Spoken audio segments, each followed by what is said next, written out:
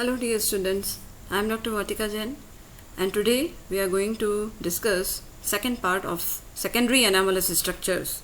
It is part of BSc second year Botany paper second. तो Mohanlal Sukhadia university के syllabus में botany के second paper में यूनिट थर्ड में हमें प्राइमरी और सेकेंडरी अबनॉर्मल स्ट्रक्चर्स के बारे में पढ़ना था और जिसमें हम सेकेंडरी अबनॉर्मल स्ट्रक्चर का पार्ट 1 इसके प्रीवियस वीडियोस में देख चुके हैं और अब आज इस वीडियो में हम सेकेंडरी अनॉमलस स्ट्रक्चर्स का पार्ट 2 देखते हैं। तो जैसा हमने देखा कि ये जो सेकेंडरी अबनॉर्मल स्ट्रक्चर्स द्विबीजपत्री तनों में बनती है उसको हम कुछ कैटेगरीज में पढ़ सकते हैं।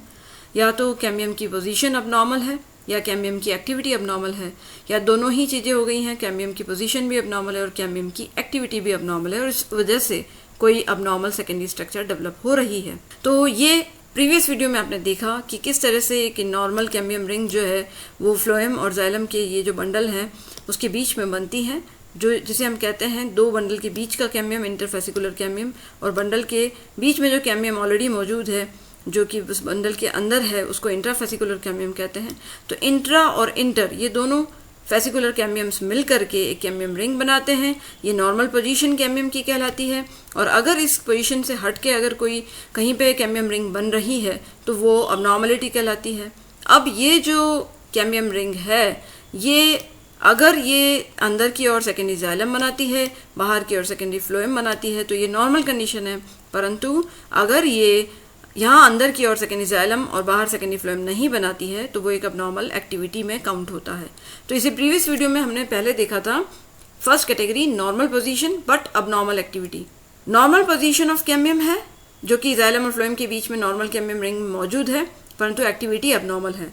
तो उसमें हमने पहले वाइड मेड्यूलरी रेस का या फिशर जाइलम का एग्जाम्पल पढ़ लिया था जिसमें हमने टीनोस्पोरा का एग्जाम्पल देखा था और उसके अलावा उसके अंदर हमने वाइटिस वेनिफेरा का एग्जाम्पल देखा था, क्लेमेटिस का एग्जाम्पल देखा था, एरिस्टोलोकिया का एग्जाम्पल देखा था। और अब आज इस वीडियो में हम पढ़ने वाले हैं about a very special secondary abnormal structure which is developed due to abnormal activity of cambium. वो है फ्लोएम वेजेस का मिलना, जाइलम में फ्लोएम वेजेस का मिलना। और ये कुछ पर्टिकुलर प्लांट्स के अंदर मिलती है। बिग्नोनिएसी फैमिली के कुछ प्लांट्स हैं स्पेशली जो है एडिनोकैलिमा और बिग्नोनिया डॉक्सेंथा, इनके अंदर और बोहिनिया की कुछ जातियों में भी एक विशेष प्रकार की स्ट्रक्चर मिलती है। तो पहले हम देखते हैं बिग्नोनिया के बारे में। बिग्नोनिया आपने मेरे प्रीवियस वीडियोस में देखा होगा, फॉर प्रैक्टिकल एक्सरसाइज हमने इसको पढ़ा था।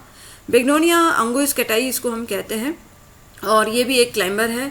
और बिग्नोनिया का स्टेम का जब टीएस काटा जाता है तो उसमें आप देखते हैं कि इसके जो 4 कॉर्नर्स हैं इन चारों यहाँ पे कॉर्नर्स पे डायगोनल पोजीशन में हमें फ्लोएम वेजेस नज़र आ रहे हैं। तो 4 फ्लोएम वेजेस इसके अंदर नज़र आते हैं। अब ये क्या है, इसे हम कहते हैं it is rigid and furrowed secondary xylem cylinder, यानी इसके अंदर रिज और फरो बन गई है, इसके अंदर गर्त और उभार आ गए हैं इस सेकेंडरी जाइलम सिलेंडर में। जनरली सेकेंडरी जाइलम अगर बनना था तो पूरा कंटिन्यूस सेकेंडरी जाइलम बनना था, पर यहाँ कैसा हो गया है कि ये उभार है फिर गर्त है, फिर उभार है फिर गर्त है, फिर उभार है फिर गर्त है। तो ये कंडीशन हुई है क्यों? क्योंकि कैम्बियम की एक्टिविटी अबनॉर्मल है। कैम्बियम की पोजीशन तो सही है, जाइलम फ्लोएम के बीच में मौजूद है, पर उसकी एक्टिविटी अबनॉर्मल हो गई। अबनॉर्मल क्या हुआ कि इनिशियली तो ये कैम्बियम थोड़ी देर तक तो नॉर्मल एक्टिविटी करता रहा, अंदर सेकेंडरी जाइलम काटता रहा, बाहर सेकेंडरी फ्लोएम काटता रहा, परंतु बाद में ये क्या करता है कि 4 ऐसी स्थान हैं जो डायगोनली एक दूसरे से मौजूद हैं। उन 4 स्थानों पर ये कैम्बियम बाहर की ओर अधिक मात्रा में फ्लोएम काटता है और अंदर की ओर बहुत कम मात्रा में सेकेंडरी जाइलम को काटता है। तो बाहर जब सेकेंडरी फ्लोएम की मात्रा ज़्यादा हो गई और अंदर सेकेंडरी जाइलम की मात्रा कम हो गई तो क्या हो गया, फ्लोएम की फरोज बन गई। तो ये जो आपको दिख रही हैं ये फ्लोएम की आपको इस तरीके से गर्त दिख रहा है और ये किस में घुसा हुआ दिख रहा है, ये सेकेंडरी जाइलम में घुसा हुआ दिख रहा है। तो ये 4 फ्लोएम के वेजेस बन जाते हैं, सेकेंडरी फ्लोएम के वेजेस, जो कि कैम्बियम की अबनॉर्मल एक्टिविटी के कारण बन रहे हैं। तो ओल्ड स्टेम्स जो होंगे इसके अंदर उसमें ये कंडीशन कई बार होती है कि ये जो 4 फ्लोएम के फरोज बने थे उससे अधिक बन जाते हैं फ्लोएम के फरोज, और ये जो फरोज बन रहे हैं फ्लोएम के वो या तो जो एग्जिस्टिंग 4 फरो हैं उनके बीच में बनेंगे और या फिर क्या होगा as an additional set of 4 और directly adjacent to an existing furrow. तो इन चार फरों के पास पास बन जाएंगे या इनके बीच में बन जाएंगे, इस तरीके की कंडीशन होती है। स्पेशली जैसे ये डॉक्सेंथा का प्लांट है, उसके अंदर ये देखने को हमको मिलते हैं जब ओल्ड स्टेम हो जाता है। तो आप देख रहे हैं यहाँ पे 4 से अधिक आपको फरोज यहाँ पे दिख रहे हैं।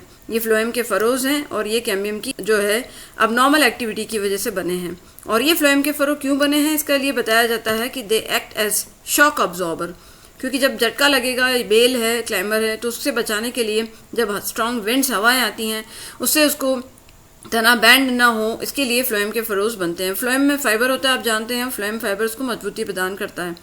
अगर इसकी जगह सॉलिड जाइलम कोर अगर यहाँ पे होता, यहाँ पे फ्लोएम फरोज नहीं होते, तो यहाँ पे पूरा जाइलम के ही एक सेंटर सिलेंडर होता। जाइलम सिलेंडर अगर होता तो वो इतनी फ्लेक्सिबिलिटी नहीं दे पाता जितना ये इसको फ्लोएम वेजेस देते हैं। तो ये कंडीशन आपको जैसे बिग्नोनिया में, डॉक्सेंथा में, एडिनोकैलिमा में देखने को मिलती है। अब हम एक और एग्जाम्पल देखते हैं बॉहिनिया रूबिजिनोसा का। और बॉहिनिया रूबिजिनोसा के अंदर भी रिज्ड सेकेंडरी वेस्कुलर सिलेंडर दिख रहा है, आपको दिख रहे हैं, रिज दिख रहे हैं, इस तरीके के ग्रूव्स भी दिख रहे हैं।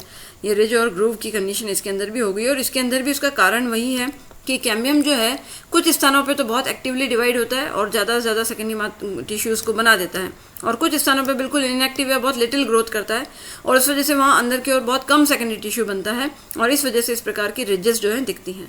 और कुछ बॉहिनिया की स्पीशीज़ जो हैं उनके अंदर ये भी कंडीशन होती है कि कैम्बियम की एक्टिविटी जो है वो 2 अपोजिट साइड्स पर रेस्ट्रिक्ट हो जाती है, और 2 अपोजिट साइड्स पे होती है। तो इस वजह से क्या होता है, एक चपटा सा स्टेप जो है, इस तरीके की कंडीशन देखने को मिलती है। एक चपटे से स्टेप के रूप में जो है आपको वेस्कुलर सिलेंडर नज़र आता है। तो ये कंडीशन भी हो रही है क्योंकि कैम्बियम की पोजीशन तो नॉर्मल है पर एक्टिविटी अबनॉर्मल होने की वजह से दिख रही है। तो कैम्बियम की position normal but activity abnormal में हमने मेनली 2 कंडीशन देखी। एक तो वाइड मेडुलरी रेस या जिसे फिशर जाइलम कहा वो मिला, और दूसरा इस वीडियो में हमने देखा फ्लोएम वेजेस का मिलना, या जिसे हम रिज्ड सेकेंडरी वेस्कुलर सिलेंडर कह रहे हैं वो। तो ये दोनों जो है यहाँ पे पोजीशन नॉर्मल है कैम्बियम की बट एक्टिविटी अबनॉर्मल है। और आने वाले कुछ वीडियोस में हम इसके आगे देखेंगे कि कैम्बियम की एक्टिविटी भी अबनॉर्मल है और उसकी पोजीशन भी अबनॉर्मल है, और उस वजह से कौन सी द्वितीयक असंगत संरचनाएं बनती हैं। So thank you very much for listening.